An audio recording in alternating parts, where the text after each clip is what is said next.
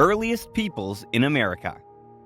Did you know that the first humans to step foot in North America arrived over 27,000 years ago? For real!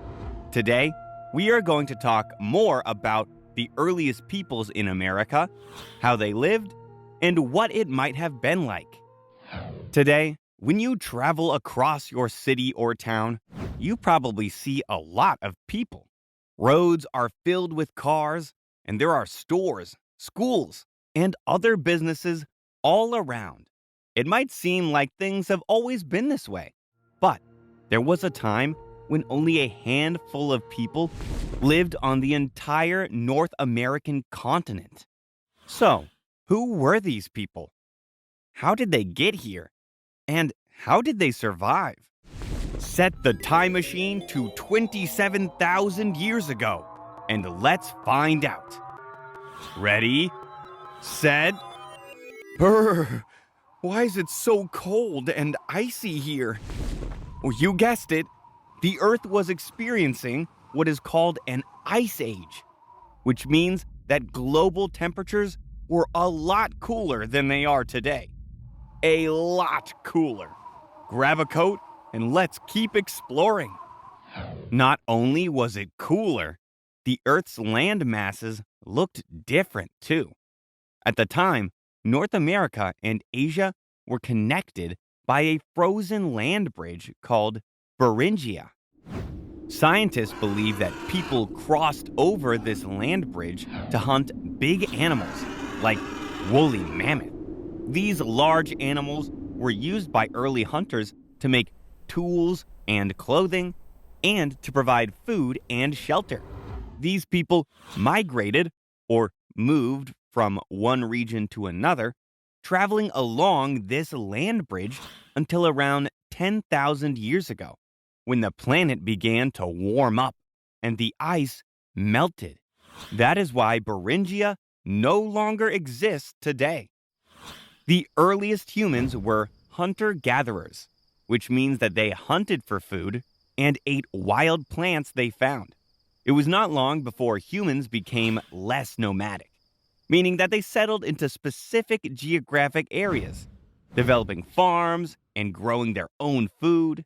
Historians believe that it was around 8,000 to 9,000 years ago that native indigenous tribes began settling in specific areas in North America. These tribes were very good at adapting to their chosen environments.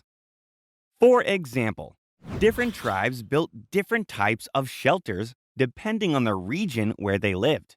In the Northwest, along the Pacific Ocean, some tribes built log homes because there were a lot of trees available. In the Southwest, where the climate is dry and hot with few trees, groups of indigenous peoples made their homes from clay and stones. On the Western Plains, many tribes were semi-nomadic because they were dependent on buffalo for food and shelter. And the buffalo liked to move around. And tribes in the Southeast had a large supply of wild game to hunt, forests to build homes from, and wild plants to eat for food. The tribes indigenous to North America found everything they needed to survive in nature, and they passed down this way of life, or culture, to their children, who then passed these traditions to their children. They also left behind artifacts, like tools, pottery, and weapons. Today, scientists and historians study culture and artifacts to learn more about the behaviors and habits of the ancient peoples in America. The indigenous ways of life continued peacefully for thousands of years until European colonizers began arriving to North America in the 1500s. Unfortunately, this colonization would change native life forever. This is why it is so important to study the artifacts and culture that they left behind, and that indigenous tribes still preserve to this day. Wow, we have learned a lot. Let's review. True or false? The Beringia land bridge still exist today. False. Fill in the blank. Ancient indigenous tribes left behind blank, like tools, pottery, and weapons that scientists and historians study today. Artifacts. True or false?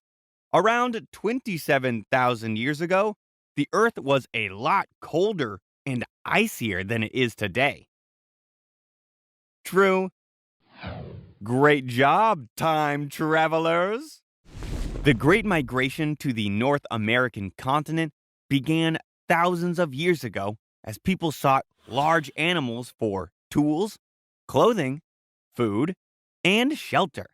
As these people stayed and adapted to their environments, they became indigenous to the area. What are some ways that you can learn about where your ancestors are from? Hope you had fun learning with us.